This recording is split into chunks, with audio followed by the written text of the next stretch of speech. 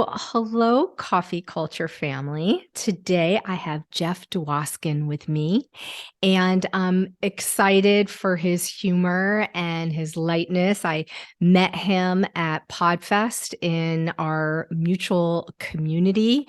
So we will talk a little bit about connection and community. But he failed to send me his bio, but he's such a funny guy that I'm just going to say hello, Jeff, and let him tell you a little about himself. I meant to do that, and I was like, "Oh, I'll do that eventually." Because anyway. Um, yeah, I mean, I'm a podcast host, digital entrepreneur. I have a company called Stampede Social, which is we built a unique tool for engagement on Instagram, which has a lot of cool things. And I'm a podcast host. I host Classic Conversations. It's my podcast. It's a nostalgic podcast. I talk to like TV and film stars and comedians that I've worked with over the years. But TV and film stars, my main focus is ones that like maybe I grew up with. Like I've had Isaac, Gopher, and Doc from the Love Boat on, the Happy Days crew, not Henry Winkler. He's my white whale. He's who I really want on the podcast.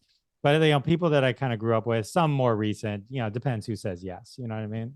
So, yeah. So, that's how I got involved with Podfest was through that endeavor.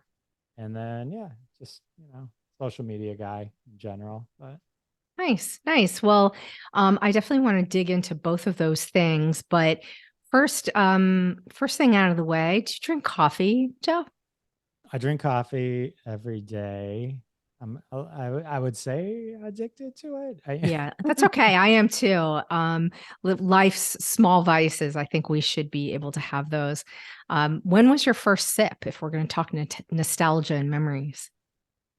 My first sip, it had to have been, I don't think I was an early coffee drinker. So it was probably in college. I remember, and I would drink a lot of it, and the caffeine didn't keep me up. I mean, my funniest coffee memory, if one has one of those, is there was this like bar called Mr. B's, and we would go to it on Mondays and watch Monday Night Football, and there was like 10-cent wings, and I would get coffee. And I remember the one thing I remember is like I'd get the cup of coffee, the waitress walks away, she comes back to refill my cup, but I hadn't even taken a sip yet. And I'm like, I'm like, what? She goes, oh, the other, because we would go every week, right? She's like, oh, the other waitress over there says you drink it like a fish. So I came back real fast, because it didn't keep me up. Some people can't drink past, X PM or whatever, just because it'll keep them up all night. That never affected me that way. So yeah, I've been kind of addicted for a long time. So you're addicted, but it doesn't wake you up. So maybe it has more to do with like the smell and the taste or the perceived idea that it's going to keep you up. Well, yeah, I mean now it's like a morning thing. I don't drink it as much past, whenever the pot runs out. Right, right. But we did just as a gift, I just got one of these coffee of the month clubs. So we get like these now fancy coffees from supposedly picked from all over the world. And it comes with a little card. And it's like, this one has a hint of honey, coffee, and whatever. And I'm like, all right, well, but once I add the creamer, I'm like, does it really matter? This is true. That does change the profile for sure. But So let's dig in just a little bit. The show is mostly about connection, but we like to talk a little bit about coffee. So my whole concept on this show is that coffee is really like a tool for us to come together. It's why we meet in cafes. It's why people have done that for centuries. They weren't necessarily coming for the coffee, they were coming for the connection. And there's communities everywhere. There's communities even within coffee shops. But for us, our community has been Podfest, and I had met you there. So that's our first connection, at least I would say. And then I'd say we also have a little bit of a connection going over social media, which I didn't, a lot of people say you can connect and make connections on LinkedIn and Instagram and whatever. And I always was a little off on that. Like, yeah, but it's superficial. But I find like some of the jokes that you and I do back and forth feel like a real connection to me. I don't know if you have that with other people too. I think it's real. I have, there's a lot of people on Twitter that I consider myself close with that I've known for 5+ years that I've never met in person, never Zoomed with, nothing, just kind of have that connection. I used to run a community on Twitter called hashtag Roundup since like 2015. So we would run these hashtag games almost every hour throughout the day. And so we had a lot of hosts that we were involved with. So we developed a pretty tight relationship with most of them. And, a couple of them, they would come to town and we would meet. It would be rare, but like, where we'd hang out and we'd get coffee. No. See? Yeah, see. So, but yeah, I mean, I think you can. I mean, if you have a connection, like our back and forth on Instagram before we, I think, officially connected at this last Podfest. We have mutual interests. We knew some of the same people, so there's at least a comfort level. There's nothing we That know I'm not a nothing weird, crazy person that right? you're We know connecting nothing with. weird's going on. Everything. All right, this person's legit. Larry knows this guy. He's okay. Larry knows Holly. I think I can actually have a Yeah. conversation with her. She's safe. She's safe. So, well, like I'm not a creeper. I'm like, this, whatever, it's like we're just actually, it is what it is, right? Mhm. We're talking podcasting and all that kind of stuff. So, it is cool. It is interesting to me, like coffee, because someone just emailed me just yesterday and was like, hey, let's meet for coffee. I think it's like a low touch. Like if you go, let's meet for dinner or lunch, it just seems like there's more involved with that. Mhm. That's going to Mhm. cost more money. It's It's more of a more commitment in time, time, right? right? Coffee may actually take longer, right? You may actually chill for an hour or hours, right? But it's the knowing you can leave at any moment. Exactly. Like when you're meeting somebody for the first time and you order your coffee, when they say, is it for here to or to go? And they take it in a to go cup, your time is limited with Right. because they're that's their out. But Like, But you also know they have bad taste because coffee in an actual mug. Once I realized at Starbucks, you could actually get a mug if you asked, changed everything. Changed everything. Coffee tastes better in a mug, right? absolutely.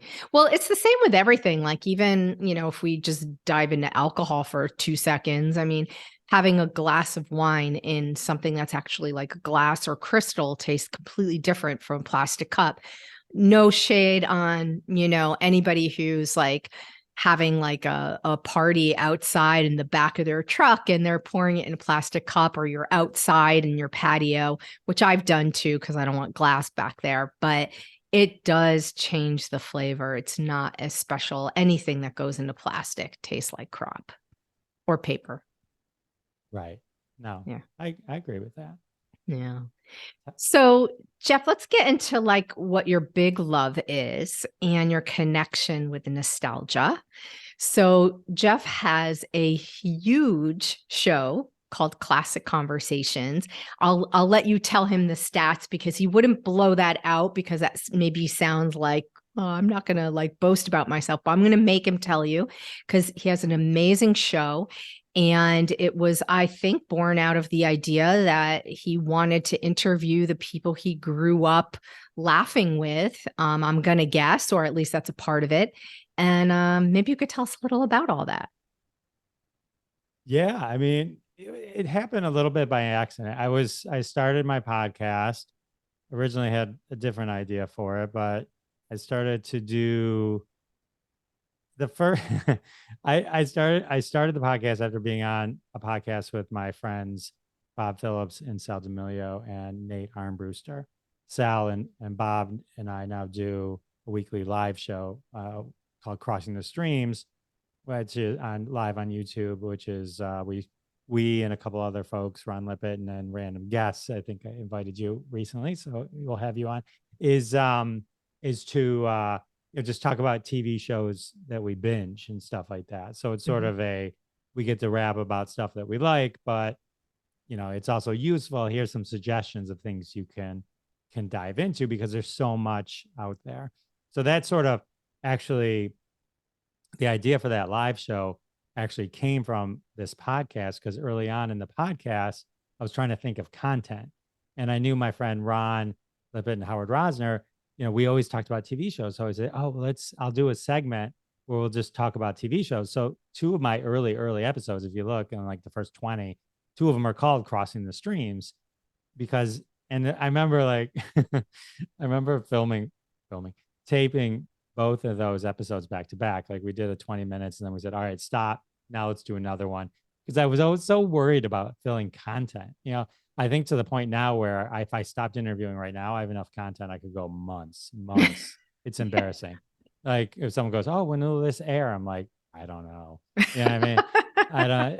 It all depends. Someday. So, I've had ones that I put out quicker and then one that I like, it took a year to put out. You know what I mean? So, which is embarrassing to go back to and go, hey, by the way, you know. Anyway, so yeah, so that happened there, and then eventually I needed a live show because as I got more invested in podcasting, there was an indie podcast convention, and they, to be part of it, they wanted people to do live shows, but I'd never done a live show, so I got StreamYard and all that, and then I said, oh well, I have this format, I'll do that, and then that's how that happened.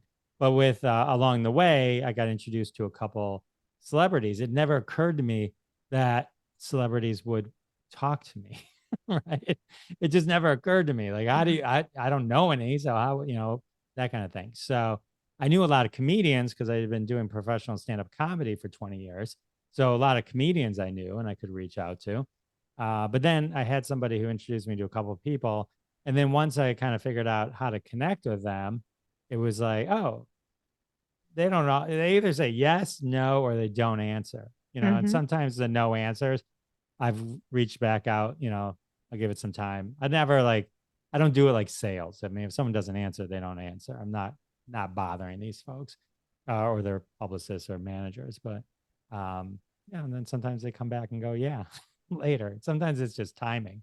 Yep. So yeah, so I started talking to them and realized, oh, this is good. I like this. And I just had a natural sort of curiosity. So I do a lot of research, and I learned really early on that the more research you do and more prepared you are walking into a conversation, they appreciate it and they start to tell you more stuff. And so sort of started to kind of create this balance of listening to them on other podcasts to kind of hear how they talk and what they normally talk about, and then trying to figure out ways to circumvent most of that so that when I talk to them, it's different. Mm-hmm. Mm-hmm. Some stuff's always going to be the same, and what I find, some people just go right into the same tropes that they're used to saying, no matter what you say. So tell me about this. Well, my mom, I didn't ask about you. You know what I mean? Right. But Right. Right. but there's certain things they just want to say. So anywho, so that's how I got into it. Then I kind of got addicted to it in a way, I guess. It's now it's Well, like, the hunt, it's like, was it hard, like sharing the stage technically? I mean, I know it's not a stage, but because you're a stand-up comedian, so you're used to creating the whole storyline that you're going to take an audience through from beginning to end. And barring some hecklers or small interruptions, like if you decide to ask the audience something, it's your show typically. Did you have a hard time in the beginning learning that interview, that cadence? uh great question. The thing I learned early on is the less I talk, the better. And I think that goes for anything. Like I realize that some people, my mantra is come in fully prepared, but not to say it, just to be able to prod for it, right? Mm-hmm, A mm-hmm. lot of people would be like, I hear hosts, they'll go, oh, I read this, and then they'll talk for 3 minutes, like it's impressive that they knew the information. And it's like, well, I don't want to hear you say it. You didn't have to have your guest on for you to say it. You know what I mean? So um it's funny because early on, when people would say, "Oh, you're such a good interviewer. It's such a good interview. They just talk and talk." It was like, "Oh, is it because a lot of times celebrities don't have good equipment?" And so I realized I couldn't talk because I would blow out the sound. So I was very careful not to interrupt. And that trained me to be a better listener, but it was the technology that sort of tricked me into learning that lesson.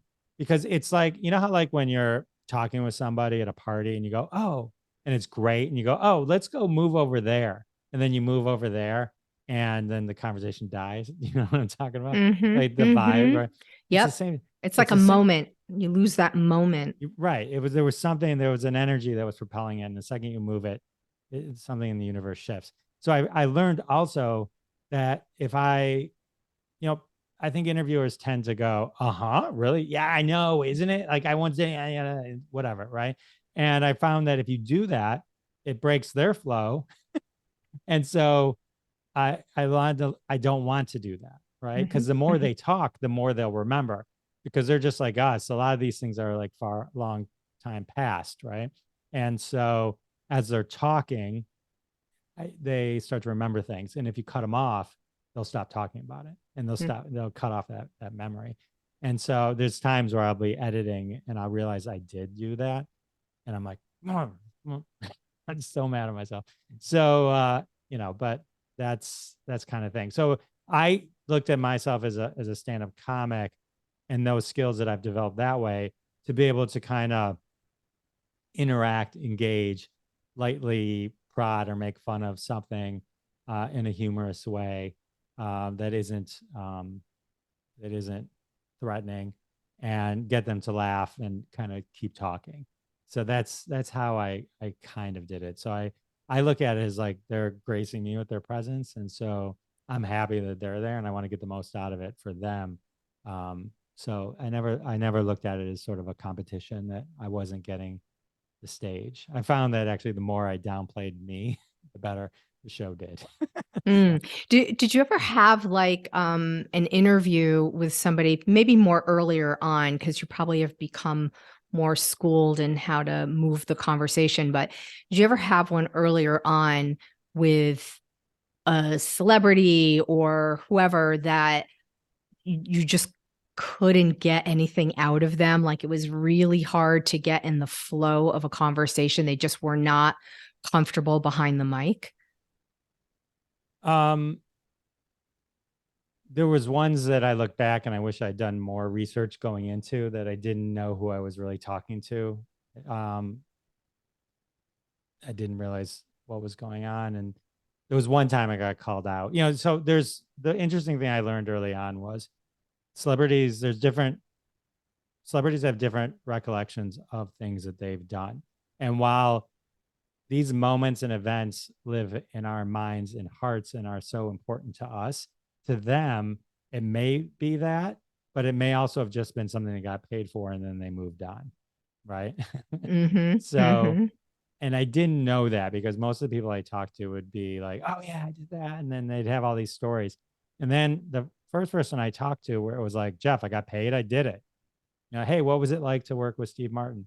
I don't know. What do you mean? I don't even understand that question, Jeff. What do you mean? What was it like? I mean, it was great. It was It great. sucked. I was like, what do you want me to say? I'm like, oh, okay, I get it.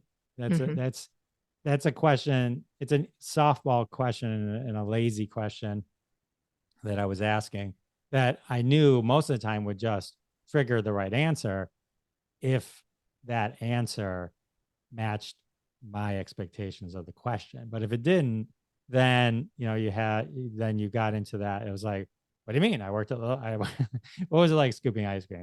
They paid me. I scooped ice cream. I needed a job during high school. You know what I mean? It was Mhm. like it didn't mean anything specifically to them. Like the fact that they cranked out a cult classic was just something that they did. You know what I mean? Mhm. And Mhm. Mhm. so um, that's why I started listening to people do interviews because you can learn a lot when they're interviewing with someone else. Are they a talker? Are they a short answer person? Ed Asner, I knew was a short answer person. I knew that also from his book because his book was like 150 pages. The Mary Tyler Moore section was like 2.5 pages. That should have been 500 pages. Right. Yeah, right. I knew it wasn't. I knew that, so sometimes if you hear me talking more, it's because that's my understanding that I need to guide the conversation differently than if somebody I know is a talker. When I interviewed Bernie Kopell, I was joking with myself. He was Doc on Love Boat. He was in Get Smart, and so he's like what a classic guy, right? And like, but when I interviewed him, it was kind of like, and ladies and gentlemen, Bernie Kopell, and then he talked for 45 minutes. Like I had to force questions in just so I could call it an interview. It was You a know what I mean? monologue. It basically was. I mean, it was amazing. And I was honored to be in the presence of it. But it was just, it's not always that way, right? And sometimes it's some balance of it. But the one thing I found early on is if you can, people tend to go, yeah, there was this one time I was on this TV show and then you go, oh, you mean Mary Tyler Moore? Like where what they're talking about and you fill it in because they're gonna gloss it. They go, oh, this guy, this guy came prepared, and then they'll go deeper for you. That's the trick, If they wrote a book, read the book. You know what I Mhm. mean? That I'm kind the of thing. same way. Yeah. I'm the same way. Is there or have there been certain interviews that just blew your mind? It was like the perfect interview and the perfect guest and somebody you always wanted to interview, or maybe didn't didn't necessarily have them on your radar. They just were amazing, and you like it was like a drop the mic by the time you were done.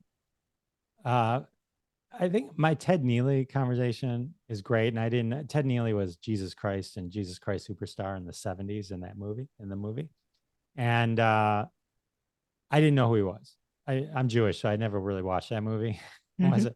wasn't Mhm. on my radar. Baruch But atah yeah, Adonai Eloheinu. right. But a super fan of my show was like, "Hey, Ted Neely," and this guy was insanely fanatic. He loved Jesus Christ Superstar and Ted Neely. He's like, Ted Neely's looking to do an interview because they have a documentary of Jesus Christ Superstar out. So I reached out to him and he said yes. And so I watched the movie. It's funny. I'm sitting there taking notes. I mean, you others may know the story by heart, but like I'm taking it all right. And then he went through this and right. So the Right, story, right. basically the story of Jesus. And then I watched the documentary and I don't know. I never clicked with someone so fast than Ted Neely. It was just interesting. It was like, and for someone who I had to kind of learn to know who he was, right? Mhm. But Mhm. when we were talking, it was like it was so fun and engaging. Um, but the people like Kato Kalin were great to talk to, super fun. Carol Baskin was great. There's a lot of people that you're always surprised. It's most celebrities come to the table as a human being and who they are, right? And they want to talk, and they're like, Anthony Williams, Potsy from Happy Days. Oh, thank you so much for having me on your show. I'm like, Aw. but I'm like thinking to myself, dude, thank you for being on my show. You know what I mean? So, and then there's some folks that like, I had John Glazer on, who's hilarious. He was Councilman Jam in Parks and Rec, but I had never seen Parks and Rec. So I had to kind of figure that out. I had seen his other stuff that he had done, but now I'm watching Parks and Rec and I'm like, oh man, I wish I had seen this all in depth. That would have been a whole different interview. So, I mean, it's all about that. Could So you invite him back, or you don't feel comfortable with that? it's not that. It's just we covered it. You know what I mean? Yeah, yeah. It was just like, oh man, it would have been fun to have had that context a little bit more. But I always feel that way because you learn more about anybody that you're with once they're kind of on your radar. True, So true. it's kind of cool. So Are you did you end up doing a show with your other podcast, Crossing the Streams on Park and Rec, after you started picking up on the episodes? Because I never watched it, by the way, but I know like it was like a cult in itself. So I'm going to once we're done. We're like a season and a half to okay. go, which we should get through pretty quick because they're 20 some minute episodes. The hard part about Parks and Rec was the first season, which is only 6 episodes, isn't great. And Oh, you have to I mean, get it's past good. it. It's good, but it's like you got to get through it, and then it gets great. Then I it see. gets the cult classic and iconic. And it's funny once you start watching Parks and Rec, you start to you go. There's been many moments where we go, oh, that's that meme. Yes. No, I know what you're saying. I know what you're saying. And Yeah, meme is like, a whole different thing of this period in time. It didn't even exist when Park and Rec started because that was probably I think that was pre phones, right? When did right. Park and Rec start? Like I want to say it was like early Two, 2000s, wasn't it? and she was running for city council in it. It's 2012 she was running, so Oh, it so had to have I'm been, wrong. I'm wrong then. Okay. So I guess memes existed during the time of the show, probably. but I'm maybe off. not animated memes Yeah, right. or in Right. TikTok clips, and stuff like that. So, True. um, yeah. So your white whale, Henry Winkler. Have you asked? Because we know sometimes they just say yes. Oh yeah, I've been rejected 4 times now. Oh no. Anybody out there know him? We gotta help Jeff. Can't believe he said no. You have such a good show. Tell everybody the stats about Classic Conversation so they can realize like why they need to go watch it. I mean, listen to it or watch it, I guess. We probably have it on YouTube. I mean, you mean how many downloads I get and stuff? No, no, like the show, it's a top show. Like you've been featured in on Apple and in the top spots. Like I think that's something that you should be really proud of. It's hard to do as an indie podcaster. I've squeaked in the top, 100 an I think Apple it's of like awesome. of the like a sub thing. So it's like I'm always like close to it. Yeah.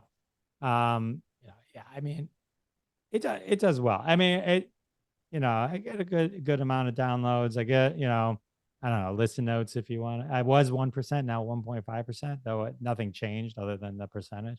Mhm. So I'm not sure about that. And then but that's still good. I mean, That's amazing.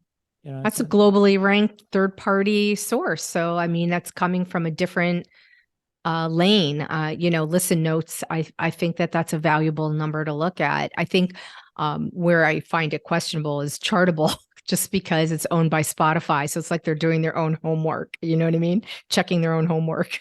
right, right. Yeah, I mean, I would, you always hope it could do a lot better. It's hard to be an indie podcaster, right? I mean, it's like, if like Yes. somehow like a famous person comes out with a podcast and suddenly it's a top 5 podcast. It's like, I mean, Yeah. it's It's you know, painful. it it's a weird concept. It's hard for me to wrap my head around how that, or even somebody who you don't even know, and it suddenly becomes like how did everyone know about that? I'm not knocking it. I mean, obviously, you can put money behind things and give it visibility, but you know, it's so hard to get hundreds of people to listen to it, but then suddenly 100,000 people were interested at once. Hmm. I don't No, get it. I know. I've struggled with it too as a podcaster because influencers, celebrities, people in the spotlight, they now have to be very multifaceted in how they produce content because they don't know where their fans are or if they want to grow their fan base, they have to be everywhere, right? They have to be on YouTube and Apple and Spotify and Instagram and in the movies and they have to do everything. And not just podcasters, I think indie podcasters that suffer from that. I just think of even like in e-commerce, so like some famous, I don't know, some influencer decides they're going to have a podcast and a perfume. It's like there's no art to either side of it. It's just it's opportunistic that they're going to like leverage their influence. I mean, I can't blame them for that, but the marketing dollars that go behind something like that make it truly impossible for an indie podcaster. Truly impossible. My clock is going off. See, it agrees with me. It's making the point. It does make it difficult, yes. It's interesting, but it's definitely a different world, you Mm-hmm. know. But and then I've talked to a lot of folks, and then they become podcasters, My thing is when you're talking to one of them that has a podcast and they come on the show and they don't come with their equipment. Oh my Like God, that's so funny. for your show, I don't need equipment for your show, do I? Let me just like throw on my cheap little ear pod. I'm just going to wear one because I'm trying to listen for the dog and the other one. So, but yeah, I love it. It's fun. It's like it's funny because like I'll like people like who's the most famous person you've had on your show, and I'll be like, it depends who you think the most famous person is. It doesn't matter what I think. I would say Ed Asner or something like that or Dee Wallace, and then people look at me and they're like, I go, I had Carol Baskin on from Tiger King. What? It's Tiger? Yeah, like that's suddenly the rep. That gives me street cred. It's like you've I've had never seen Tiger King. You've had, I but it's like, saw it. but yeah, but you know who she is though? I Oh mean, yeah, like, no, I know the yeah, like a little bit through a meme probably, but yeah. yeah, not my kind of show. Like sometimes the like Kato Kalins or like Carol Baskin or like that kind of stuff is I met and I interviewed. I haven't aired it yet, but William Hung. But Oh, at Podfest. He was at yeah, Podfest, yeah, we right? She connected. Bang. Yeah, and we connected at Podfest. So I got him on my podcast. So How was that? uh, it was good. He's a nice guy. He's a nice Yeah. guy. I guess he just got engaged. I saw on Facebook.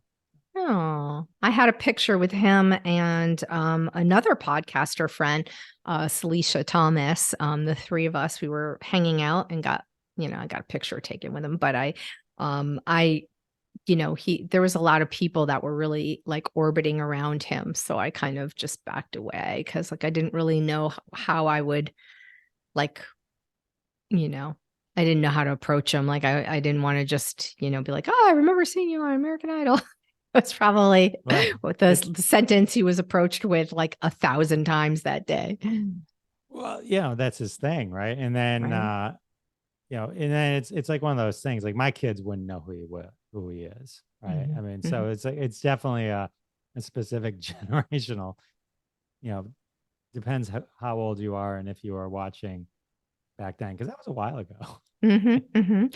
uh, That actually brings me to a question, because your show, like you bridge a lot of generations. I mean, obviously the nostalgic piece of it for you was to interview, the stars of your favorite shows growing up, like say Happy Days or Love Boat. But you've had like a lot of newer people on. Was it intentional to like bridge the divide, any generational gaps, or was that by accident? um, it it all depends, So like I've had BJ Tanner has been on. He was on the Orville, right? So the Orville is one of my favorite shows. So I kind of made it a thing to try and get people from the Orville on the show. And so I've had three, and he's one of them. And he's younger. He's like 18, right? Mhm. Michael, one of the guys from Stranger Things, the new Mm. season. One of the folks that was in the lab with 11, I had on the show. Kimia Vapornia is recent. She's a younger actress, but she was on my favorite show, one of my favorite shows, Reboot, on Hulu, which just got canceled. Damn them to hell.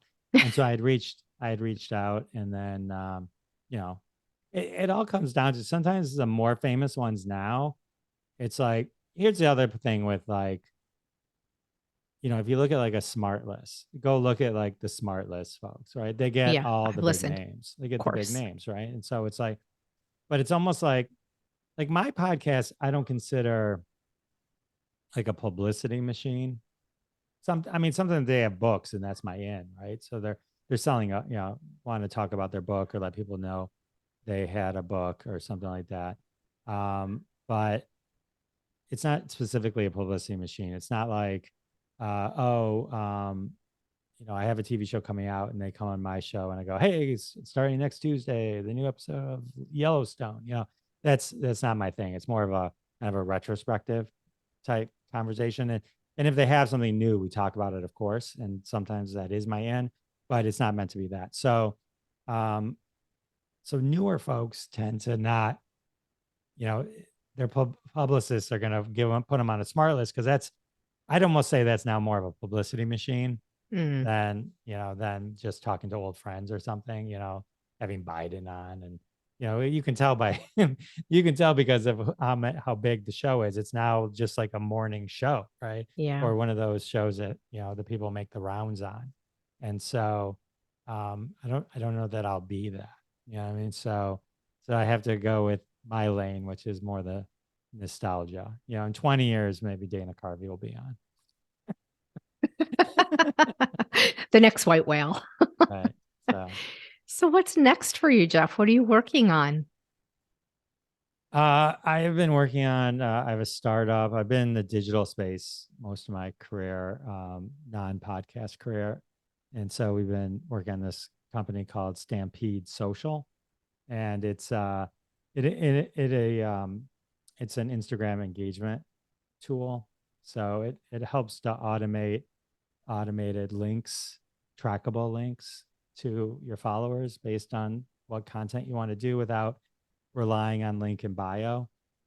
So you can say, hey, listen to my new episode, and it sends them a link. But the unique thing is I know I sent that link to Holly. I know why you requested it, what post you requested it from. I can track you, beyond that, if it's to a registration form or a contest or something like that, know if you actually did it. So in the influencer space, it can help an influencer determine or a brand determine the influencer's influence.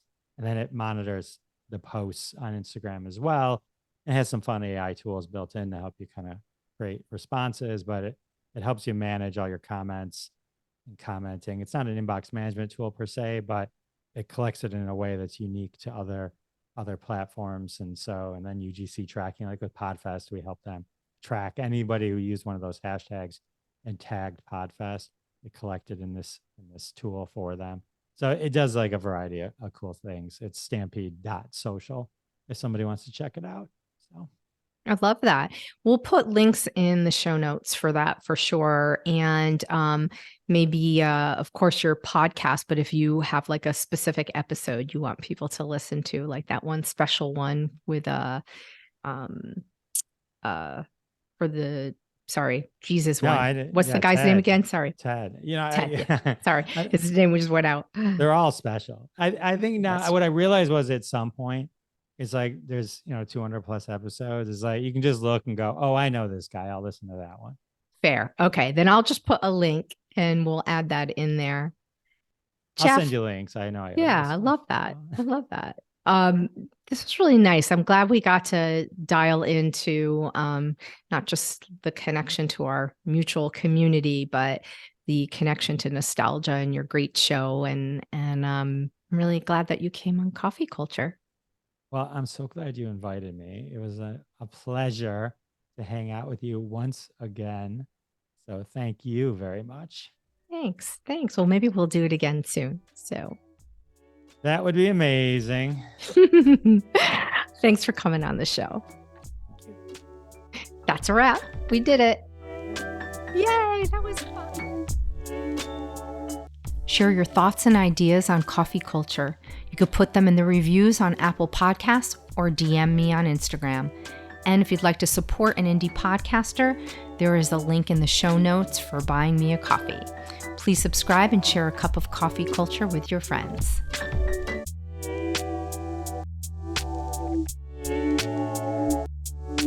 This season is produced by Pale Blue Studios.